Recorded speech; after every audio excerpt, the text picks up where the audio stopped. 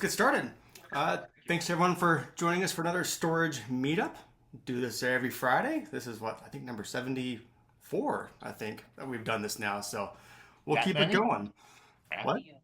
Oh, Oh, and anyway, we start this time about a half hour before this. We do like a little pre-show. If anyone wants to come a little bit early and hang out, we don't need to talk storage. I think today we got off on baseball and weather and everything else, so just more of a hangout session. But now for the next hour, hey, we're talking storage here. And I always like for the first 10 minutes at the top to do a show and tell.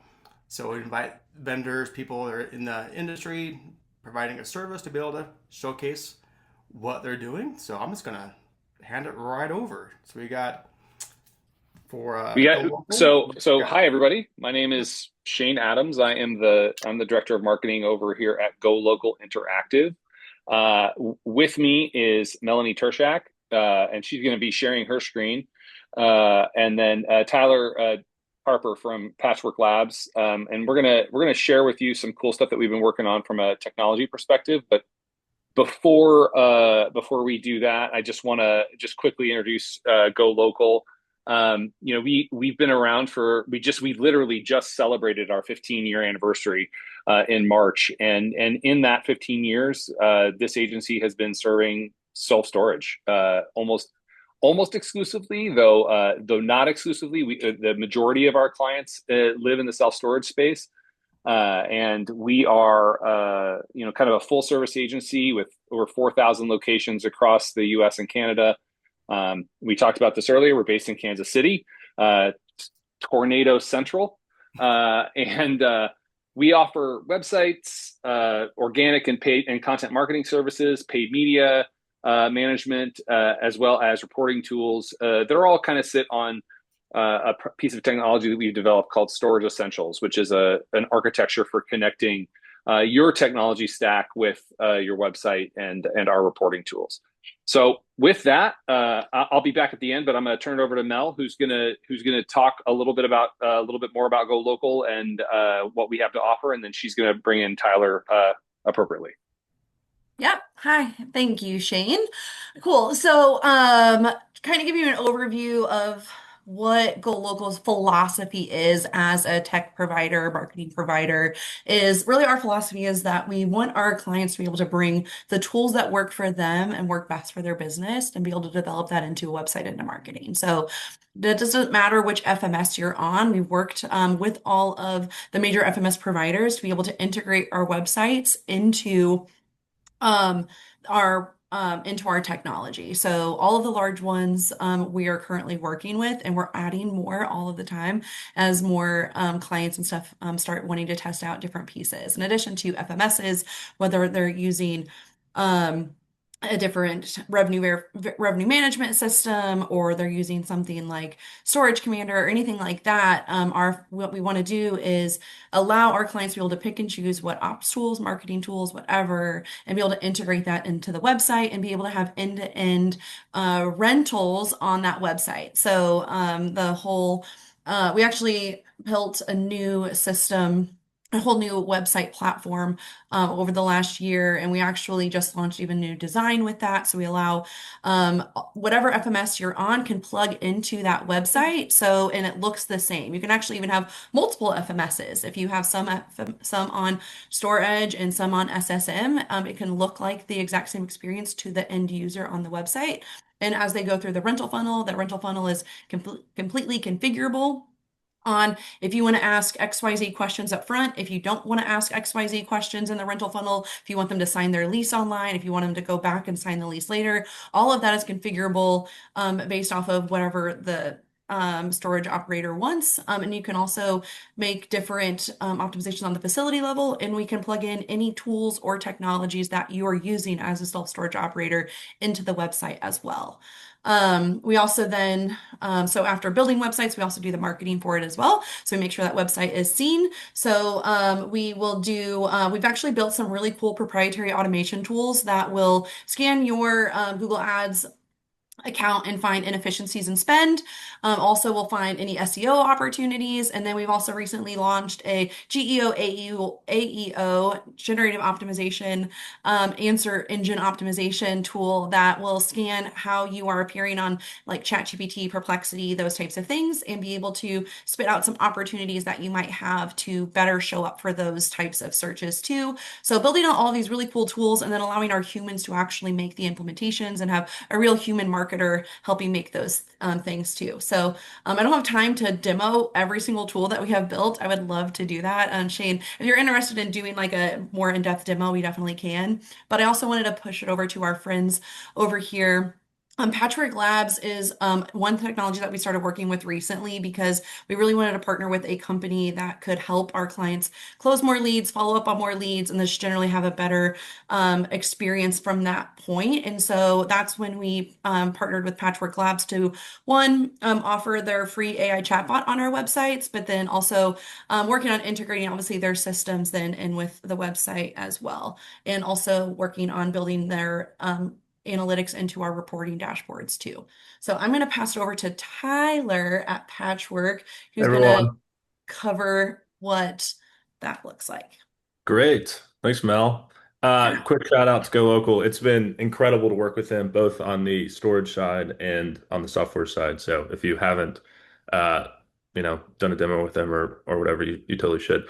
A little bit of background about us. About a year ago, we had 4 stores. Now we're at 26, without growing our headcount. We still have one person managing all 26 of our stores. We think we can probably asymptote to around 30 to 1 people. We have another 20 under LOI, and the plan is to try to buy another 300 over the next 2 years. So, kind of where we are, where our trajectory is. Patchwork Labs is our software branch of our company. And as you can see, we kind of do a lot of stuff. Really, the only way that we can scale to the point of us scaling is with this software. And what is this software? Uh, I'll show you. Can you click to the next slide? So fundamentally, right, it started with voice AI.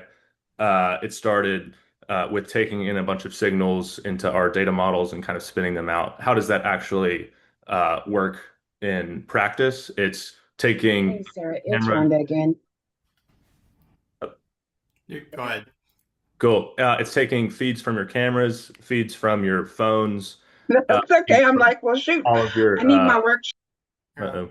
There we go. There we go. Feeds from all of your various data models and then feeding them into a task board that then automatically gets dispositioned by the AI. And so you can see this is only a partial screenshot, but walkthroughs are being generated, and I'll show you what a walkthrough looks like in a second. If someone calls in and says, "Hey, the door's broken," that'll automatically generate a task, et cetera, et cetera. And then if you go to the next slide, we also automatically generate walkthroughs with photos, with videos, and all of that again is being automatically fulfilled by the AI. And then if you click on the next one, you can see here, someone took a picture of an inspection unit. It went to the AI. It says yes, contents are found, and then it kind of goes along that flow. If you click the next one, this is a view of our voice AI kind of dashboard.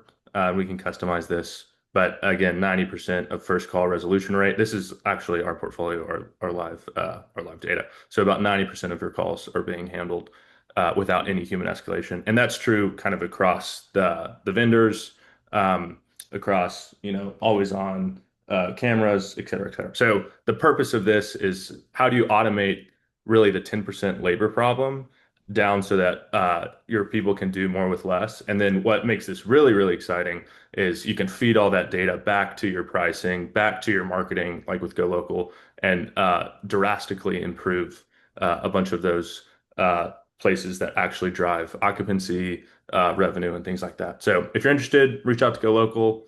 We'd love to set up something. We also just launched our free chatbot, which hooks up with your FMS and is completely free. And yeah, we're growing like a weed. I really like, and one of the things that I really enjoyed specifically about the partnership too is right now we've been driving a lot of leads to our clients' websites. They're making phone calls.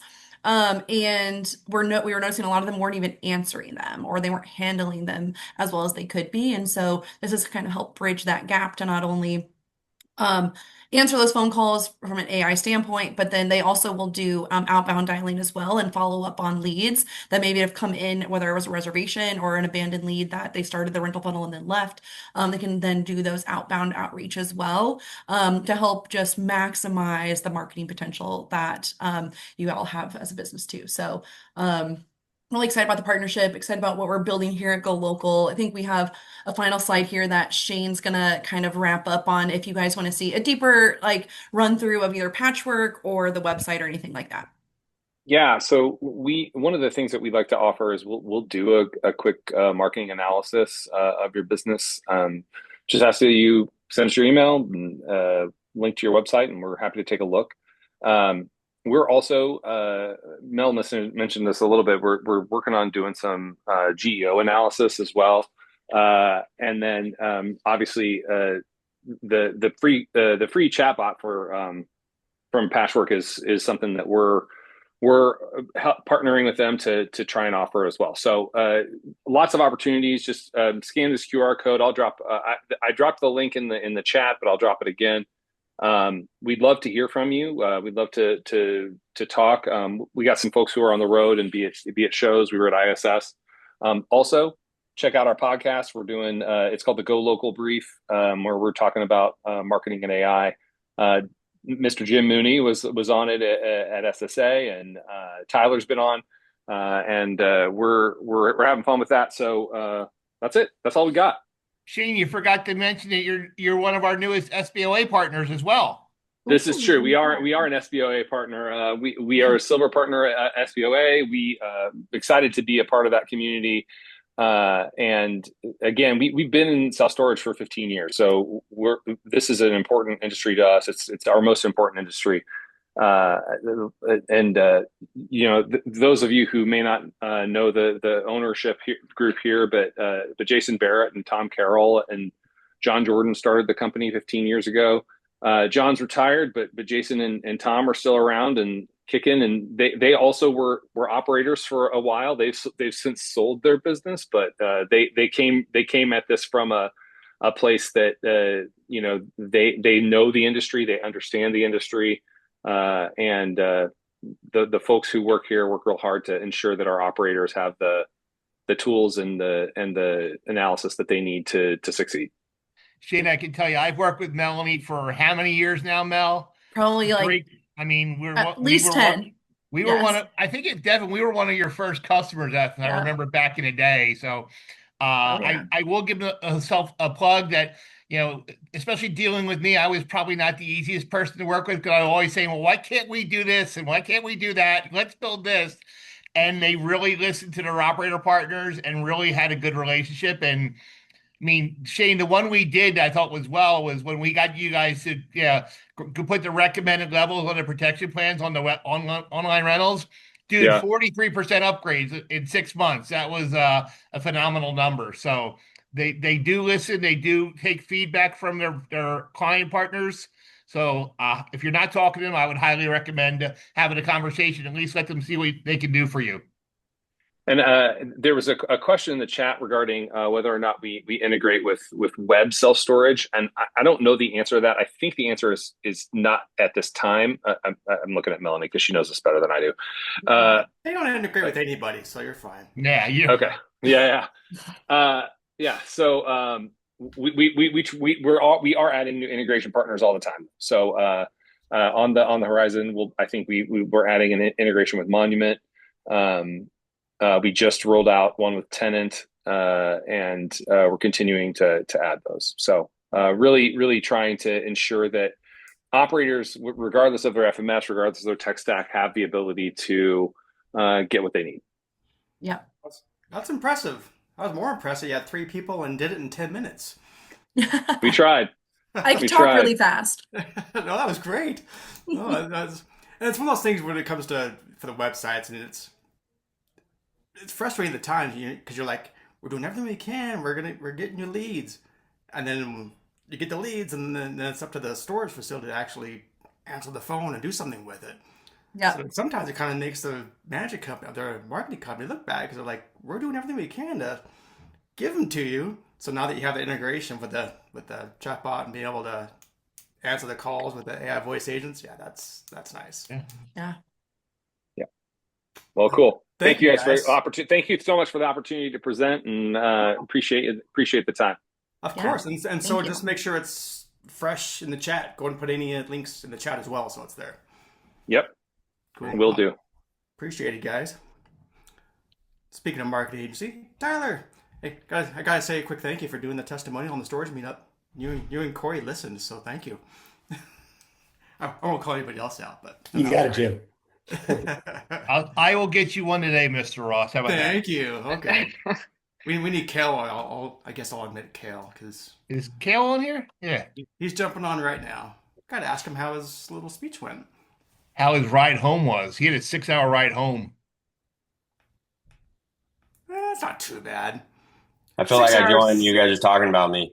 'Cause that was me. 6 hours. It was super fun. Just turn 6 on a hours. book. It went quick. 6 hours is like the tipping point. If it's more than 6 hours, you fly. If it's 6 hours, it's kind of like, I can drive that one. Yeah, I left that. No, the show was good. I feel like our presentation went well. It was, anyone talking to Jim, it's easy to speak with Jim on the stage. He's got so much experience with it and does such a good job. So it was fun. Long time no see, Kale. I think it's been like Yeah. less than 24 hours, right? Yeah, Kale, I did say we had a big task to follow Lebanese, and his energy was like, literally, Jim, we got on the stage and I said to Kale, how do we follow him? Yeah.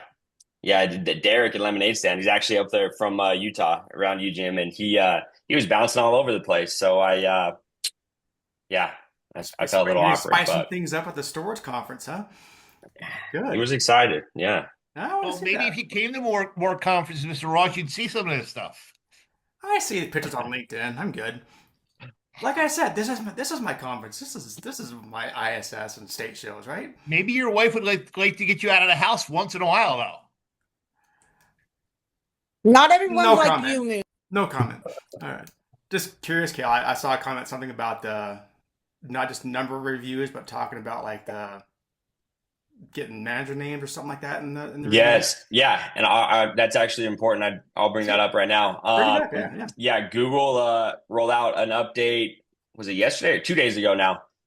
To their policy. They have not a very long policy about reviews, but their newest policy they rolled out is they don't want merchants to request specific things and push the reviews in specific directions, and that includes managers' names in the review. So they don't want managers. I know that's a big strategy a lot of people have, is like, hey, if you go and get a review and have your name included, we'll give you a bonus or whatever. And that's been a good strategy for a long time.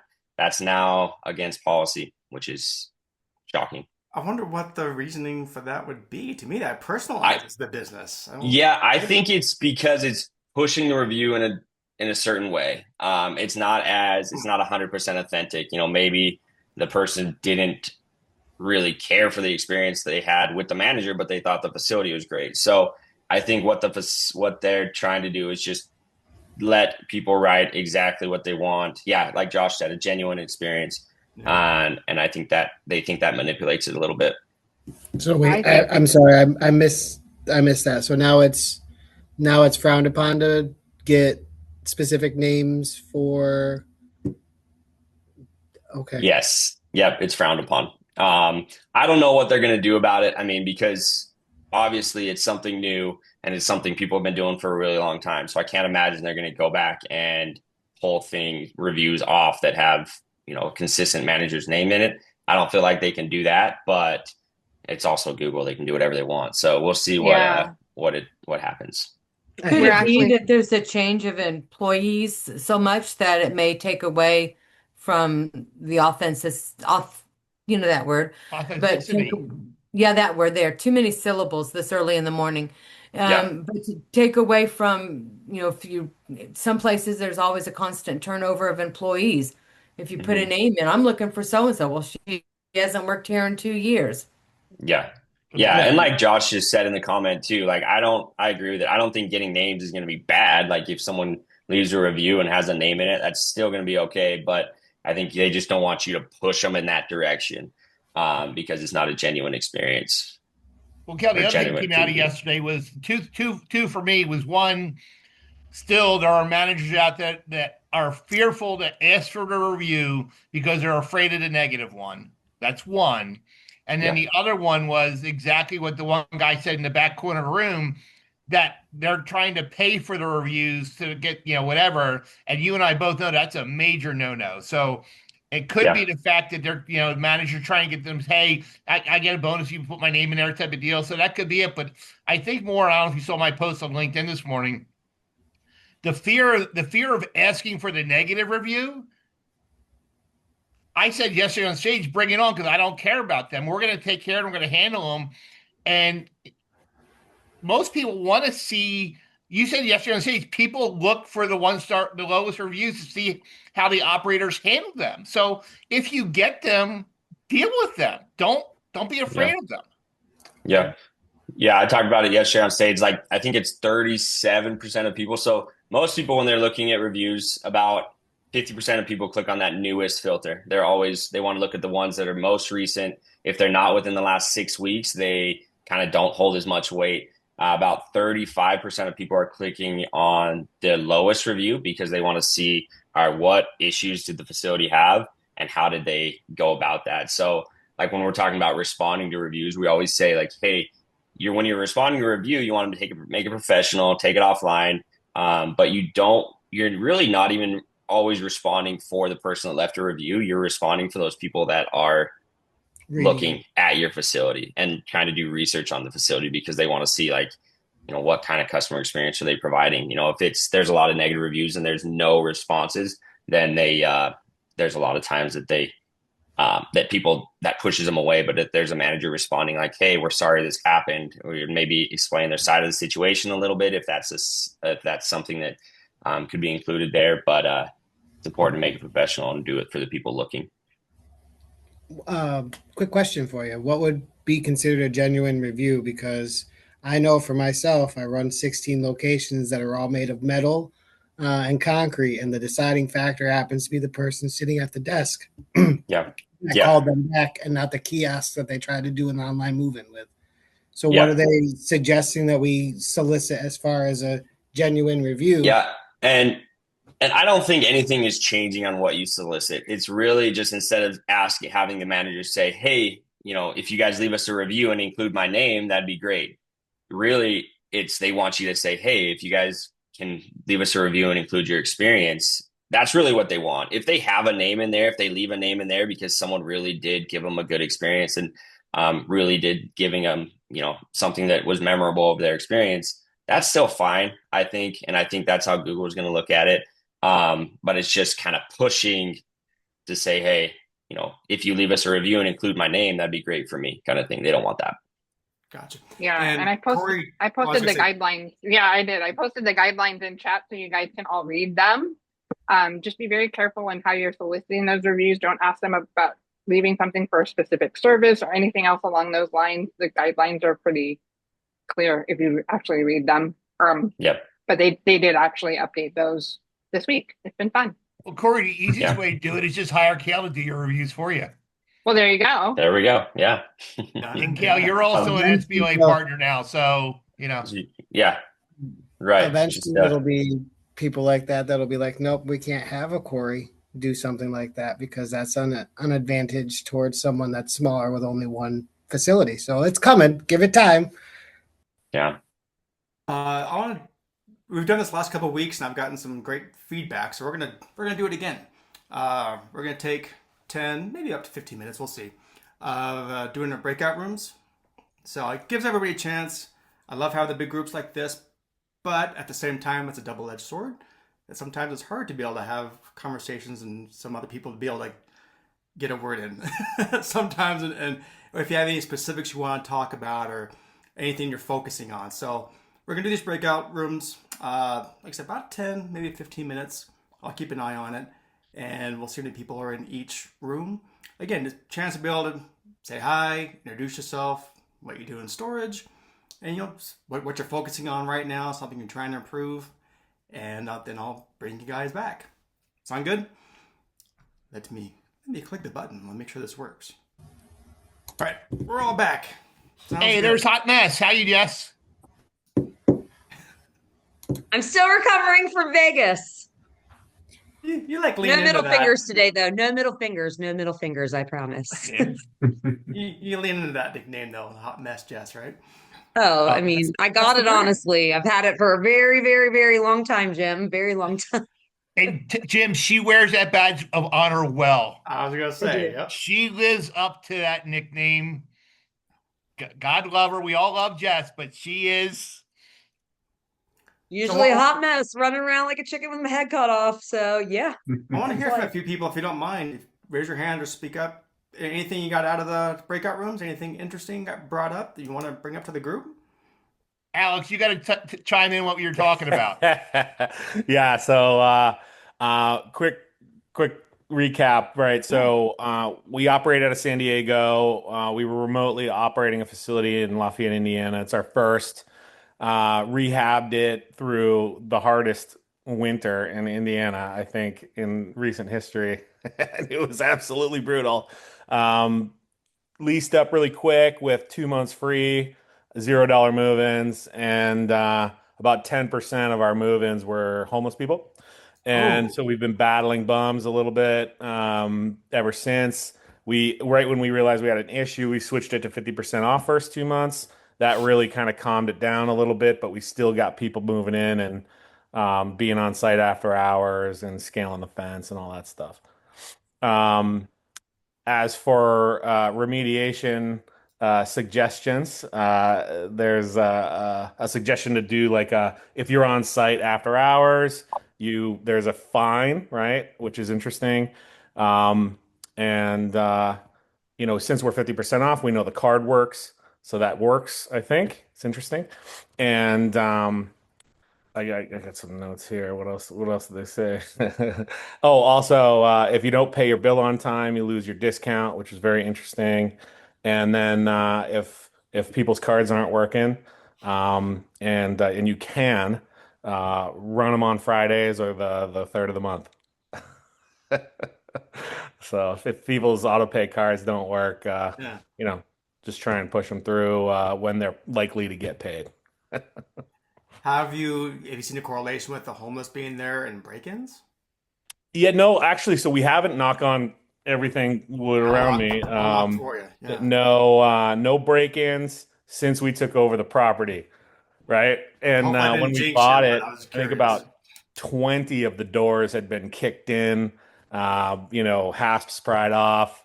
The whole 9 yards, right? So it had been completely overrun before we bought it. So no break-ins yet, just scaling the fence. Wow. Okay. I've had a few of those. In fact, I'm going through one right now. That's just homeless everywhere. I mean, the problem's getting worse. We're literally surrounded by the homeless shelters. So same territory. Okay. Yep, same. Hey, so Alex, you're in San Diego. I used to work for A1 Self Storage, and downtown area. You can only imagine the level of homelessness. One of the things that they did very successfully was play really loud, really obnoxious music and sounds overnight, so that they did not want to stay on property, and it was extremely effective. Effective. Wow, that's genius. Psychological warfare. That's perfect. Yeah, it was perfect. Yeah, it worked very, very well. Yeah. And we're in Industrial 1, or actually I think Industrial 3, in Indiana, and they don't have any like sound ordinances. Sound ordinances, yeah. So we blast punk rock music while we're out there working. Might as well do it all night. Do it all night. I love it. No, thank you. Anybody else had something to want to bring up to the group that was chatted during the breakout rooms? Well, the thing, the thing with cameras too, though, is that now you could have cameras online, and with AI, they could tell the person you're someplace where you're not supposed to be. If it's after hours, if you don't leave within X time, the police will be called, and that has significantly reduced a lot of break-ins and a lot of challenges that other people have had. Yeah, wait. The camera system I have for my properties has the ability to set an alarm after all of our gates close at 10 o'clock. So at 10:30, they're all armed to sit there and let me know if there's movement at this property. And then for me, thankfully, I have no life. I sit there, pull the cameras up, and sit there and be like, "Oh, okay." And we have a working relationship with every police department that services our stores, whether it's the actual city police or the county sheriff's office. And in some of these situations that they tend to be an issue, like we've been having issues, we've now literally changed the beat for the police officers that they take at night. Now we are literally on the beaten path for these cops to stop, do some paperwork on the outskirts of our property, so that way it's going to be enough to deter anyone that's just like, oh crap, the cops are here. So something definitely keeping back. I used to do the same thing. Yeah, for ours, what we do is we have motion. We reconfigure them. So real quick, what we do is ours are configured from 11 p.m. to 5 a.m. Our access hours are 6 a.m. to 10 p.m. Configure them anytime we get any motion alerts on certain cameras, especially the restrooms or wherever it may be. It sends us an email so that we can immediately follow up or get on the speakers ourselves. I don't understand that technology, but get on and get out. So yeah, we have the cameras that you can talk through, but they're just not loud enough. I need like a PA system or something I can access. Just be like, yo, get out of here. Yeah, stand at the exit of the escalators at the airport and copy that, because like it literally like had red lights flashing. Like my suitcase tipped over and I had to like stop to pick it up and like grab it, and like all of a sudden the entire security thing was like bop bop bop bop, you need to exit this secure area, red lights flashing. Dang. Security has been notified that you're stopped here. I was like, I literally have been here for like 10 seconds. I flipped off the camera. I was hey, Courtney. I had someone do that to me too. They're just like, I know I'm not supposed to be here. You guys caught me living on property. You were nice enough to give me time to get my stuff out of here. I came to pick it up. One more flip off just for good measure. Yeah. 100%. I was like, oh, thanks, Mark. Hey, Jim, we got a hand raise from Courtney. Yeah, so I'm trying to catch up with Courtney. Yeah, I want to make sure I gave Courtney a couple of minutes to talk about the upcoming show. Go ahead. Hi. Thank you guys. I really appreciate the gyms and Storage Meetup for letting me come on for a hot second. They said that I could come on and just let you guys know that I'm the executive director of the Northeast Self-Storage Association. I cover Connecticut, Massachusetts, Rhode Island, and newly New Hampshire, which is very exciting. But we have a show coming up in May 13th and 14th at Foxwoods Resort Casino. Really great place. And it's just education, networking, a happy hour, drinks, food, a lot of great people. So they were very kind to let me on and let you guys know about that. And also just kind of give you a push to, if you haven't yet, explore your local self-storage association. We're not just, here trying to get you to come to events. We have a lot of resources. We have a lot of benefits, and the board and the volunteers and the directors truly want to help. So if you haven't given them a look yet, maybe just see what yours is all about. Go to that event, give them, a phone call or an email, and see how they can help you better your business. That's all that we want to do. But I personally hope that if you're in the Northeast area, or even, New York, Pennsylvania, we might see you at our show in May. How's it Courtney, been? You guys always put on a great show. I've been up there many times. Privileged to speak up there a couple times. You guys got great people up there. Plus, you got some great New England seafood up there. So we do the best. It's absolutely phenomenal. And I'm just curious, like, how long has it been since you guys have done the combined show like that? So we actually first had the Connecticut and Massachusetts show started in 2017. So we've been doing a combined show for over 10 years now. And then when we merged in 2018, we brought in Rhode Island. And the first time Maine joined us, so Maine is part of our show now too, not our association, but they co-host our show. Maine first did that in 2024, I believe. So it's been this 5-state show for a few years now. It's brought in a lot of vendors, which has, helped increase the attendance. And it's just really become this great kind of mini regional show. We have trucks on our floor. We're going to have portable storage units on our trade show floor this year for the first time too, which is really exciting. So I'm very excited that it's coming up quick, but hopefully we'll see some of you guys there. Courtney, the last time I was there, I got to spend time with Charlie Fritz right before. Yes. Yeah. And that, I mean, he made my day, because I was originally supposed to be in Pennsylvania giving Alyssa Quill her Hall of Fame award. And yeah, I remember. I didn't go there. I came up to speak with you guys. Yeah. And him and I had a great conversation, and I miss Charlie. He's a great guy. I miss Charlie all the time. All the time. You guys are having a benefit or a fundraiser or something in his name, don't you? We did that last year, through Curate, because a lot of people didn't know Charlie had actually battled cancer, and he was a cancer survivor. So he was very supportive of Curate, and when he passed, we did a fundraiser for him in that honor. So yeah, I miss him so much. He was a great guy. He was. That's the way to do it, though, is those combined shows. Because I remember in years past we were doing like the state shows and. Yeah, and especially in the Northeast, you're so tiny that Rhode Island takes like an hour to drive through. So, especially it made sense with us to kind of take these smaller states and put them together. No, I'm glad to see that it's spreading. No, that's great. Yeah, thank you so much. Is a good resort, though. Of course, Foxwoods is a really nice resort. It's so nice.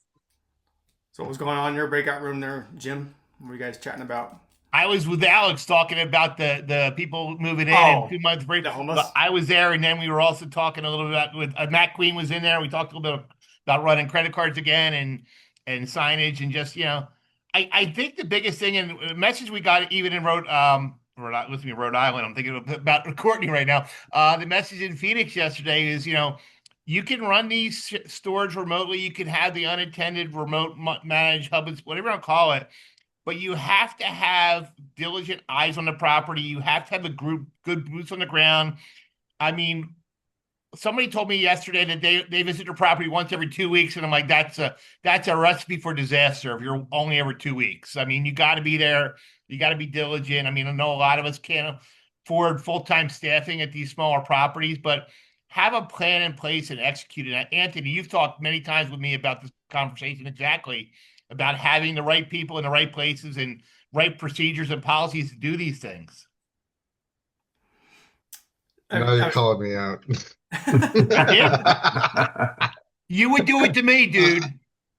No. I totally agree with you. I mean, it's I love, and I'm going to bring Richard up a little bit too as well. Him and I would talk to quite a few conversations about different operations procedures and how that really sets the tone, especially for everything, conversions, all the rest of that. I go through it daily and several times a week, especially, we have our own in-house call center and picking up on different things, emails and templates and different things that they're sending. I'll give you guys a quick example, like just, I'm going to bring AI into this. Sorry, Jim, but we avoided it this week except for quick, what I did was written in Claude. Never say sorry. Hey, bring up AI. It's all good. Okay. Quick. What I did is I saw the email that went out that was a quote to a customer, and I'm like, whoa. We were missing some sales, different things in there. So I went into Claude and started talking and said, gave him the PDF of the email that was sent to the customer. I said, what's wrong with this? And had Claude tell me what was wrong with it. And then I gave it a few corrections on my perspective, and it said yes. So then I sent that over to our call center as a DM and saying, hey guys, please, when you guys do this, do the templates this way.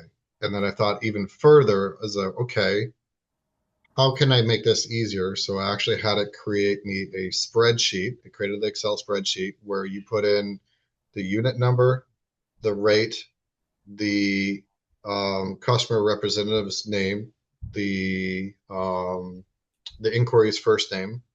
It puts in the whatever protection plan you are, the move-in date, and then whether a lock is completely included, and then the final one in there. So they got to put in like six things, and then create it. And what it does is it actually creates the template and moves it over. So on the Excel sheet, there's 3 tabs. Your input tab, and on the bottom 2 tab. What it does is it actually automatically creates the email template. So all they have to do is copy and paste.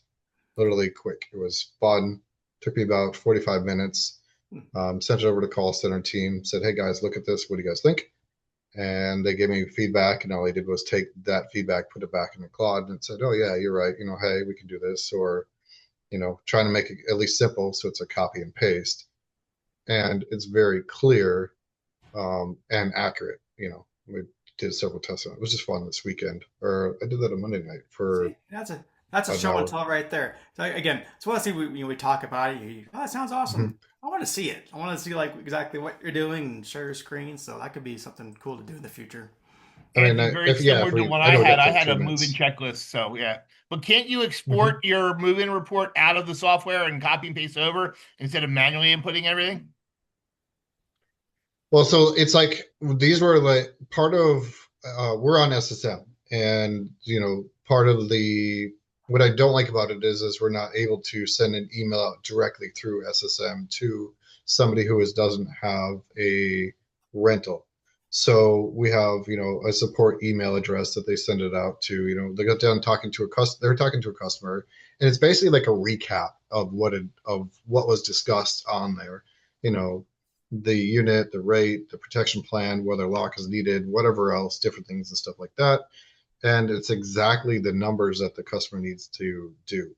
Because we operate much like some operators where at our facilities, our lock is already in the unit and we're trying to assume the sale of that disc lock that's already in the unit. Jim, I picked that one up, I believe, from you. And then, so it was an optional thing with the email that I sent out. So when I did the template, I'm like, hey, let's not make this optional. Let's make this assumed. So when those templates, you change one thing, it changes the whole entire email template. Yeah. For everything. It's not just if they're talking about providing their own insurance, it changes the template to say, hey, understand that you want to provide your own insurance. Just make sure that you check with your provider to make sure that it's covered. Otherwise, please know that as a reminder, our policies have a $0 deductible. It may be a better option for you. Anthony, did you ever implement the waiver liability you and I talked about that I had? Refresh my memory, man. Waiver liability was if you brought me a declaration page or sent us in a declaration page, we had a waiver of liability that was written by one of the lawyers back in the day that kind of highlighted and bolded what, by doing what they were doing, they released themselves from a couple lines of it. They were fully responsible. They're, no coming back, whatever. And I can tell you, I had people that when they read the waiver, they said, you know what, we'll just take yours. I've used one, No, and it scares the heck out of me. It does, doesn't it? Yeah. I don't mean to scare anybody, but I just want, and it was funny because Jeff Greenberger said yesterday in his session, Richard, you were there, that one of the biggest things we don't, when we accept a declaration page from somebody, they're assuming we understand it. We're not insurance people. We don't want to do that. But Jeff always says that make sure they understand by doing what they're doing, they have, they're taking all responsibility off. They can't come back to us. Their insurance company's probably not going to cover them. Make sure, again, the same thing, Anthony, you said, $0 deductible, no claim, it's not affiliated with their homeowners. Because I said it before, we had a fire back in Maryland years ago. A guy put a homeowner's claim in. He had a $5,000 deductible on his homeowner's policy. And when they saw that his lease had a limited value of $5,000, he didn't get anything. Actually, now I lie. He got a rate increase because he filed a claim. Right. Dang. Yeah, no, he made it very clear that if someone signs a declination page, this is not something that's an option for them. They're going to have to sit through an entire expose about why they shouldn't do that and what exactly this means. Like that conversation needs to happen, even if it's forced. So if someone rents online and they're going with a declination page, I'm not sure why you would offer that, but if you do, then that phone call needs to happen to explain exactly what they're agreeing to. He was very clear on if you're making these assumptions, a lot of these assumptions are great, but some things we absolutely need to clarify with people. Yeah, this is what you can expect from us, and that's the easiest way to protect yourself from running into a lawsuit in the future. Yeah, assumptions will get you in trouble. All right, I want to be mindful of everyone's time. So it's top of the hour for another storage meetup is in the books. Again, really appreciate you guys showing up week in, week out. it means a lot. You take the time out of your day to do this, converse, everyone bringing value to the group. If you think more people want to join, cool. Let them know. Get some managers on here. If you're overseeing, some properties, get some managers on here as well. It's nice to have those perspectives. And again, we're all learning from each other. So the more the merrier. Gotta do our selfie real quick. Gotta do the YouTube video thumbnail. So turn your cameras on. Count of 3, smile pretty. All right, ready? 1, 2, 3. Smart ass Anthony. All right. Sounds good. All right. I appreciate it, guys. Just rocking out today. Yeah. Have a great weekend. Jim. Thanks, guys. Jim, thanks for putting this together. Yep, of course. Thanks, guys. See you next time. Thank you. Have a great weekend. Jim.